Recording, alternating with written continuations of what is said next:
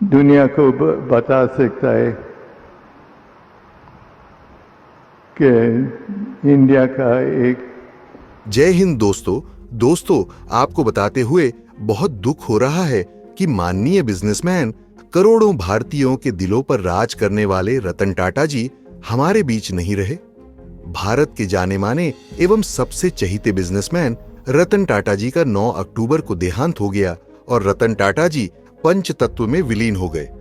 दोस्तों, 9 अक्टूबर देर रात को लगभग 11 बजे यह खबर सामने आई कि टाटा ग्रुप के माननीय चेयरमैन रतन टाटा जी ने दक्षिण मुंबई के ब्रीच कैंडी अस्पताल में अपनी अंतिम सांस ली। इसके बाद 10 अक्टूबर को देश के सभी लोगों की आंखें नम थी और पूरा देश गम में डूबा हुआ था, क्योंकि हमने भारत के एक ऐसे अनमोल रत्न हीरे को खो दिया है जिसे हम लोग कभी अनजाने में भी खोना नहीं चाहते थे। फिलहाल जैसे तैसे करके लोगों ने नम आंखों के साथ 10 अक्टूबर को महान व्यक्तित्व रखने वाले रतन टाटा जी का राजकीय सम्मान के साथ अंतिम संस्कार किया। लेकिन यह घटना लोगों के सामने एक नया सवाल खड़ी करके चली गई कि आखिरकार टाटा समूह की लाखों करोड़ों की संपत्ति जो है, इसका वारिस कौन बनेगा और किसे इन सब का मालिकाना हक और जिम्मेदारी सौंपी जाएगी। और नई मुसीबत इसलिए आ गई है क्योंकि रतन टाटा जी की शादी नहीं हुई थी, इसलिए ना तो उनके कोई लड़के बच्चे थे और ना ही उनकी पत्नी। और आज की इस वीडियो में इसी गम के बीच हम इन सवालों के जवाब लेकर आपके सामने हाजिर हुए हैं कि आखिर रतन टाटा की कुल संपत्ति कितनी है और उनके बच्चे और पत्नी ना होने के कारण इसकी जिम्मेदारी किसे मिलेगी जो करोड़ों की संपत्तियों का मालिक बनेगा। लेकिन आगे बढ़ने से पहले कमेंट बॉक्स में रतन टाटा जी के आत्मा की शांति के लिए ईश्वर से प्रार्थना जरूर करें और आप लोग हमारी मदद करने के लिए इस वीडियो को लाइक करके चैनल माइंडेड मैन को भी सब्सक्राइब कर सकते हैं।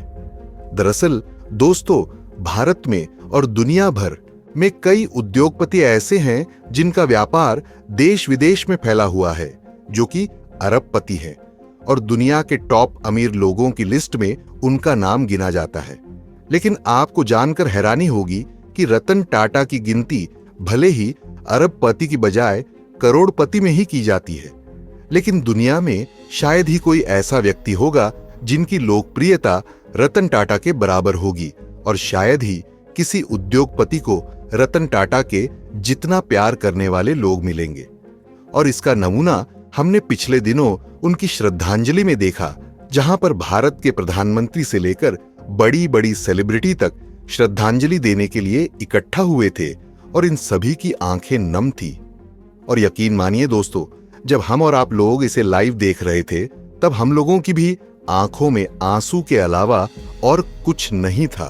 क्योंकि हमने ऐसे उद्योगपति को खो दिया जो कि हमारे लिए मार्गदर्शक और सच्चे देशभक्त थे।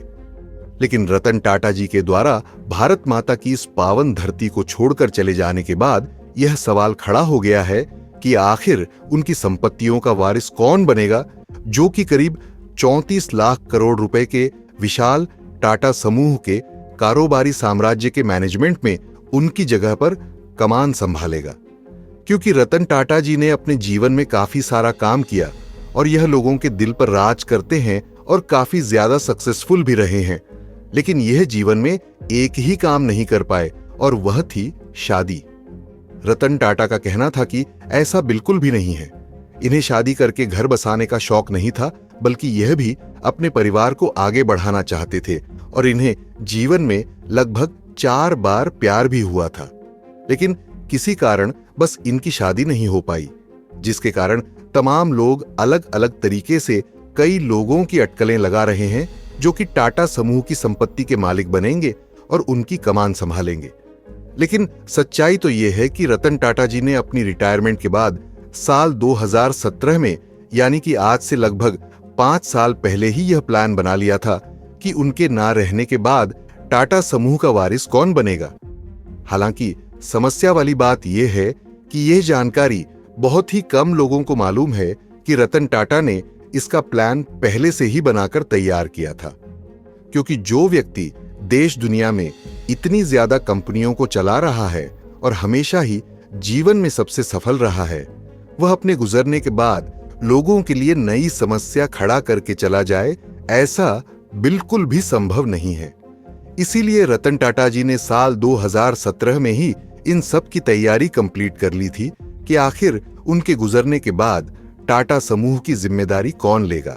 क्योंकि देखा जाए तो रतन टाटा के पास कोई एक दो कंपनियां नहीं थी, बल्कि टाटा समूह के तहत आने वाली कंपनियां जैसे कि टाटा स्टील, टाटा मोटर्स और टाटा कंसल्टेंसी सर्विसेज जैसी कुल 29 कंपनियां हैं। आपको बता दें कि रतन टाटा की संपत्ति इससे भी कई गुना ज्यादा होती और उनकी गिनती एशिया के अमीर उद्योगपतियों में की जाती, लेकिन इसका एक बड़ा हिस्सा परोपकारी ट्रस्टों में समाज कल्याण के लिए भेज दिया जाता है। इसलिए उनकी व्यक्तिगत संपत्ति सीमित है और वह अरबपतियों की सूची में शामिल नहीं होते।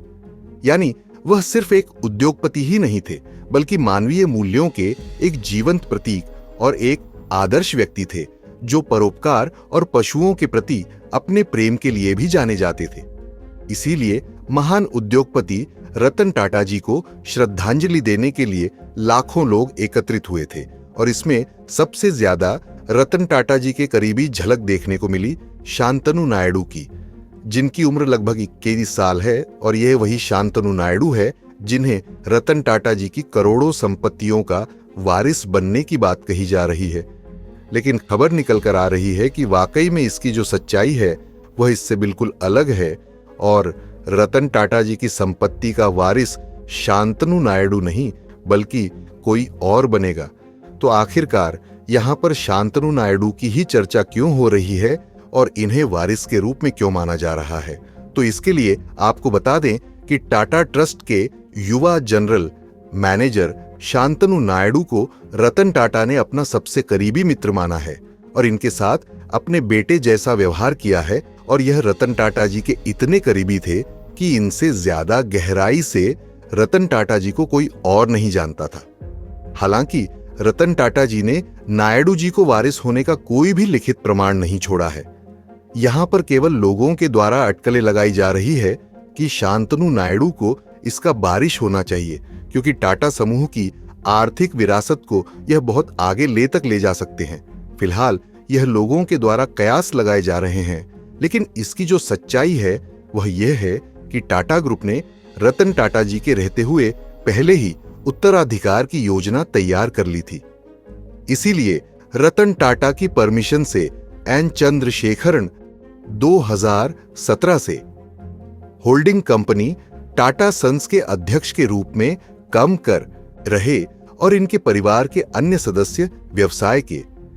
अलग अलग जिम्मेदारियां को निभा रहे हैं और यही लोग फ्यूचर की लीडरशिप के लिए संभावित उम्मीदवार हैं।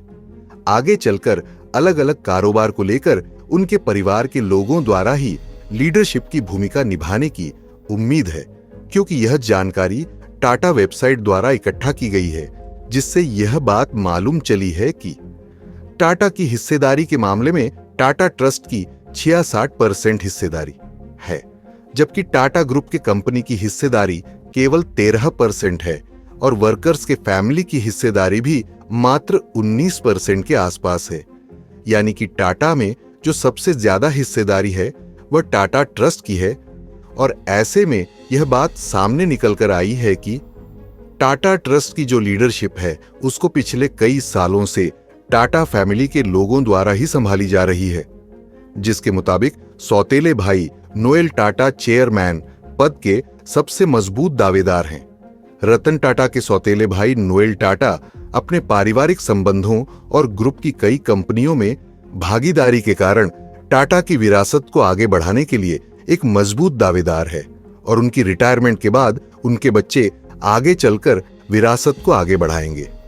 और यही उम्मीद पूरी तरह से ठीक साबित हो रही है और आप लोग रतन टाटा जी को कमेंट बॉक्स में श्रद्धांजलि देकर इनके गुजरने के बावजूद भी पल को यादगार बनाइए, क्योंकि हमने भारत के एक अनमोल रतन को खो दिया है। और सही जानकारी लोगों तक पहुंचाने के लिए वीडियो को एक लाइक करके अपने मित्रों तक शेयर जरूर करें।